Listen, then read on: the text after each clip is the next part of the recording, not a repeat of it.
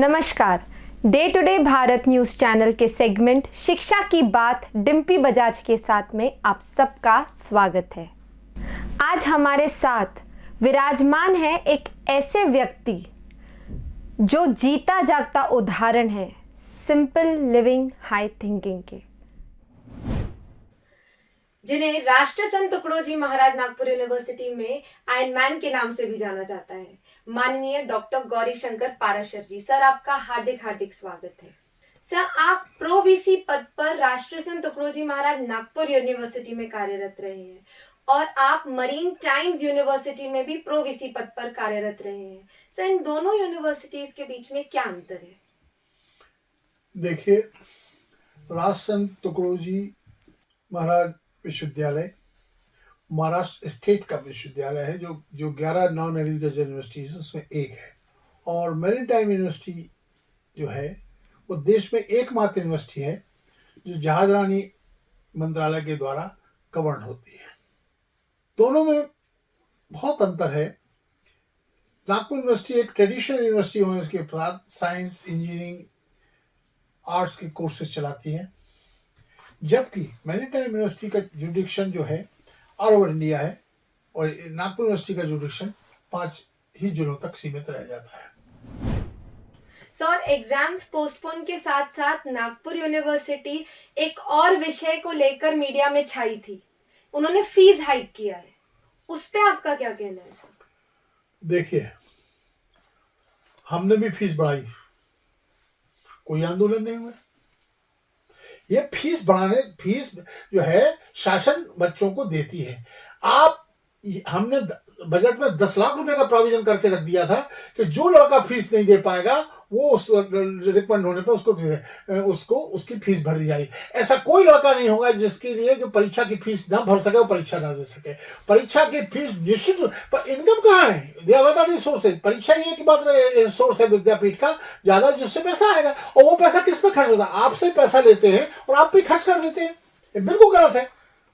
बढ़नी चाहिए थी फीस हर साल 5% बढ़ना चाहिए। हर साल इंक्रीमेंट बढ़ता है, हर चीजें बढ़ती जा रही हैं। कौन सी भाजीपाला जो बढ़ने के लिए आप देखने जाते वहां का उन्होंने करते, फिर क्यों नहीं बोलते कि आज टमाटर 25 रुपए किलो को है, 30 रुपए की? इस तरह की बातें नहीं है। ये विद्यापीठ का है, आपको पढ़ना है, आपको पैसा देना होगा, क्योंकि ये जो पैसा है शासन लोगों को, बच्चों को पैसा देती है, और जो बच्चे पैसे ना भर पाए उनको विद्यापीठ पैसा दे।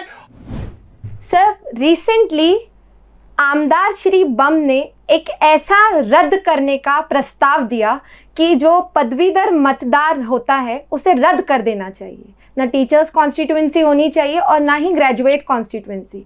उस पर आपका क्या मत है? भारतीय जनता पार्टी के गंगापुर विधानसभा क्षेत्र के आमदार, औरंगाबाद जिले में जो गंगापुर विधानसभा क्षेत्र है वहाँ के आमदार प्रशांत बम ने ये काफ़ी दिनों से शिक्षकों के ऊपर वो अपना मत जाहिर कर रहे हैं, व्यक्त कर रहे हैं। कल उन्होंने कहा कि पदवीधर मतदार संघ की और शिक्षक मतदार संघ की आवश्यकता नहीं है, लेकिन मैंने उनको कल अच्छा जवाब दिया। अपने हिंदुस्तान में 1937 में विधानसभा पहली बार वहाँ पर चुनाव लड़ी और विधानसभा के माध्यम से उसकी शुरुआत हुई। 1960 में जब संयुक्त महाराष्ट्र बन गया, यशवंतराव चव्हाण साहब के नेतृत्व में यहाँ स्टेट की शुरुआत हुई, तो तब से लेकर अभी तक के विधान परिषद ये विधानसभा के साथ में लगातार बनी हुई है। और तब भी यशवंतराव चव्हाण साहब ने कहा था कि जितनी ज़रूरत विधानसभा की है उतनी ज़रूरत विधान परिषद की है। सर, देखिए, ग्रेजुएट्स जो है वो डिफरेंट फील्ड्स के हैं, तो क्या इस चीज़ की ज़रूरत है कि हर एक डिफरेंट फील्ड के ग्रेजुएट का रिप्रेजेंटेटिव होना चाहिए? ये जो विधान परिषद में जितने 78 MLCs है, 78 आमदार है, इनका भी कैसा एक उसका प्रारूप दिया गया है। उसमें 30 आमदार जो है वो विधानसभा के माध्यम से चुन के जाते हैं उनके पार्टी के संख्या के अनुसार। फिर 12 लोग जो है वो राज्यपाल नॉमिनी होते हैं। वो कला क्षेत्र में या किसी स्पोर्ट्स क्षेत्र में या सांस्कृतिक क्षेत्र में, अलग अलग क्षेत्र में जिन्होंने महाराष्ट्र में अपने राज्य के विकास के अंदर जिनका योगदान है, ऐसे लोगों को उसमें लिया जाता है। तो ऐसे 7 डिवीजन में से 7 शिक्षक आमदार, 7 डिवीजन में से 7 पदवीधर आमदार, 7 डिवीजन में से स्थानिक स्वराज संस्था के आमदार। तो ऐसा वो कंपोजिशन विधान परिषद का है। तो उसी माध्यम से अपने महाराष्ट्र के विधान परिषद का गठन होता है और उसके माध्यम से इनको चुना जाता है कि अपने पूरे क्षेत्र में जितने भी शिक्षक हैं, चाहे वो सीनियर कॉलेज के हो, चाहे जूनियर कॉलेज के हो, चाहे प्राथमिक हो, माध्यमिक हो, उच्च माध्यमिक हो, ये सारे शिक्षकों की आवाज़ वहाँ तक पहुँचना चाहिए और उसी माध्यम से पदवीधर का विकास हम लोग कर सकते हैं। आज भी हमारी आवाज़ हमेशा वहाँ आमदार पहुँचाते हैं, पर फिर भी आज भी राज्य में शिक्षण भर्ती नहीं हो रही है और शिक्षकों को नहीं केवल भर्ती हो रही है, इतने अन्य सारे कार्य उनके ऊपर थोप दिए जाते हैं। तो इस पर क्या आपका मत है? अच्छा, आपने भी अध्ययन किया शिक्षकों को लेकर, लेकिन एक बात निश्चित रूप से ये सच है कि शिक्षकों को उनके अध्यापन के अलावा कोरोना काल में भी उनको जिम्मेदारी दी गई थी। अपने जान को वो हथेली पर रखकर उन्होंने कोरोना काल में काम किया है। उसके अलावा अपने देश में राउंड द क्लॉक चुनाव रहते हैं, तो फिर आपको महानगर पालिका के चुनाव, विधानसभा के चुनाव, लोकसभा के चुनाव, तो ये अलग अलग चुनाव के माध्यम से वो जिम्मेदारी शिक्षकों को निभानी पड़ती है। राउंड द क्लॉक 12 महीने उनको कुछ ना कुछ जिम्मेदारी रहती है। बीएलओ बना के उनको रख दिए हैं, तो कहीं ना कहीं ये चिंता का वातावरण है। इलेक्शन कमीशन ने या स्टेट गवर्नमेंट ने कलेक्टरेट के माध्यम से अपने कर्मचारियों के माध्यम से वो काम करना चाहिए। और आने वाले दिनों में, इसके पहले भी मैंने अधिवेशन में कई बार ये मुद्दा उठाया है, आने वाले समय में जब नागपुर में अधिवेशन होगा तो इसका हम लोग मोर्चा निकालेंगे और ये बंद होना चाहिए शिक्षकों के ऊपर ध्यान देकर, ताकि हमारे बच्चों को, हमारे पीढ़ी को, आने वाली पीढ़ी को वो अच्छी तरह से शिक्षित करें। इसका प्रयास हम लोगों ने करना चाहिए। साधारण व्यक्ति के हृदय में ये कैसे और कब ख्याल आया कि वे आमदार बने? मैं साधारण व्यक्ति हूँ, ये बात सही है, लेकिन शिक्षक हूँ और शिक्षक ये साधारण होने के बावजूद असाधारण कार्य करता है, समाज का निर्माण करता है।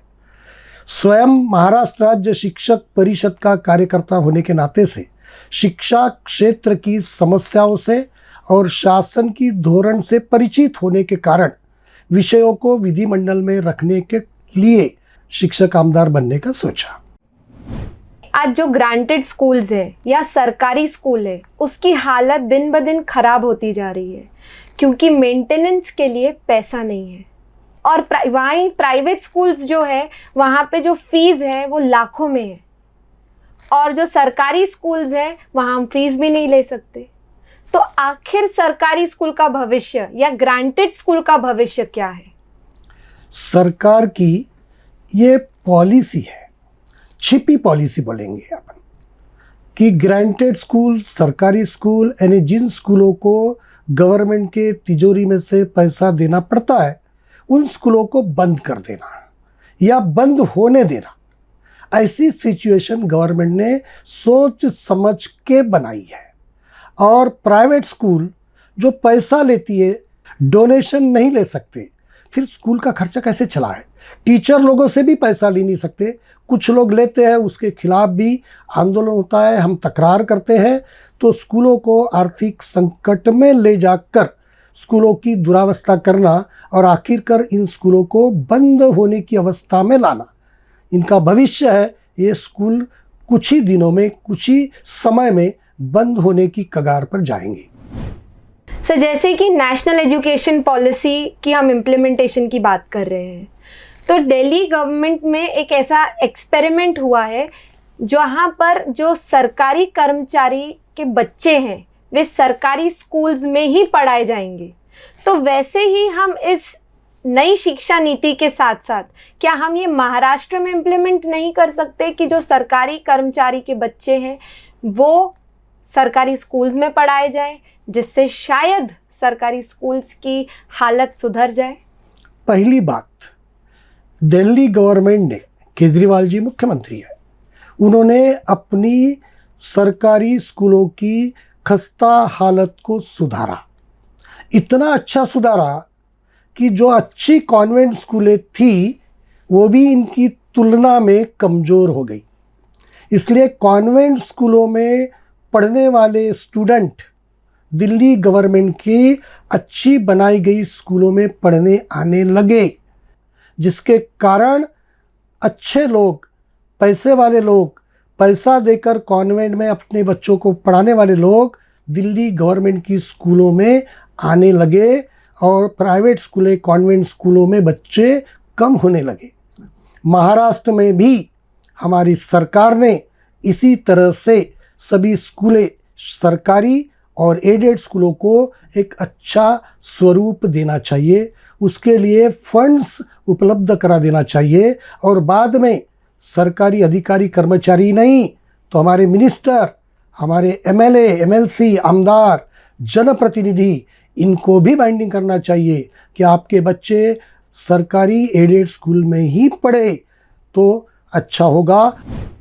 सर जो प्राइवेट एडेड स्कूल्स है उसमें सैलरी ग्रांट आज भी आ रहा है, पर नॉन सैलरी ग्रांट जो कि स्कूल के डेवलपमेंट के लिए, छात्रों के विकास के लिए सरकार द्वारा दिया जाता था, वो कई सालों से बंद है। उस पर आपका क्या विचार है? प्राइवेट एडेड स्कूल को गवर्नमेंट ग्रांट देती है दो प्रकार की, एक सैलरी, दूसरी नॉन सैलरी। जी। अब सैलरी और नॉन सैलरी ग्रांट क्यों देती है? तो एजुकेशन देना ये गवर्नमेंट की प्राइमरी कॉन्स्टिट्यूशनल रिस्पॉन्सिबिलिटी है। इस रिस्पॉन्सिबिलिटी को पूरा करने का काम प्राइवेट स्कूलों को दो प्रकार का ग्रांट दिया जाता था, लेकिन 1 अप्रैल 2004 से उस समय की गवर्नमेंट ने नॉन सैलरी ग्रांट बंद कर दिया। मैं जब 2010 दिसंबर में शिक्षक आमदार करके चुन कर आया, सबसे पहला सवाल विधान परिषद में यही रखा था। मैं खुद टीचर हूँ, मैंने सभागृह में बताया था सभापति महोदय को कि सभापति महोदय, मैं स्कूल में जाता हूँ, मास्टर रोल पे सिग्नेचर करता हूँ और मुख्याध्यापिका हेडमिस्ट्रेस से कहता हूँ कि मैं गणित का टीचर हूँ, मुझे पढ़ाने के लिए चौक की ज़रूरत है, चौक दो, डस्टर दो। महोदया कहती थी कि सर चौक, डस्टर और अन्य सामग्री शिक्षा से संबंधित परचेज करने के लिए नॉन सैलरी ग्रांट नहीं मिलती, हम लोगों को पैसा जमा करके वो लेना पड़ता है। इस कारण एक बुरी आदत स्कूलों में आई और विद्यार्थियों का शैक्षणिक नुकसान होना शुरू हो गया। जब ये लड़ाई लड़ी तो राजेंद्र दर्डा शिक्षा मंत्री थे, उन्होंने 12-13 शैक्षणिक सत्र से 5% नॉन सैलरी ग्रांट शुरू कर दी, लेकिन 5वें वेतन आयोग के आधार पे, जो बहुत कम है। सेकेंडरी स्कूल कोड के हिसाब से कि नॉन सैलरी ग्रांट 12.5% मिलना चाहिए। क्या हम नागोजी गानार को विधान परिषद में विधायक के रूप में तीसरी बार फिर से देखेंगे? बिना नई अपॉइंटमेंट के जो आज हमारे पास नंबर ऑफ टीचर्स है, क्या सिर्फ उन्हीं टीचर्स के साथ हम नेशनल एजुकेशन पॉलिसी के लिए तैयार हैं? जनसंख्या, चुनाव, आधार अपडेट, इन सब जगहों पर शिक्षकों को ड्यूटी पर देखना क्या आपको पसंद है? सर, क्या आज कोविड के बाद वो समय आ गया है कि जो स्टूडेंट्स का स्कूल बैग का बोझ है वो कम कर दिया जाए? बहुत ही बेबाक तरीके से आपने येस और नो में जवाब दिया सर। It was wonderful to have you here. Thank you sir कि आप शिक्षा की बात डिम्पी बजाज के साथ में आए और अपनी बात आपने बहुत प्रखर और सच्चाई के साथ रखी। धन्यवाद आप सभी को।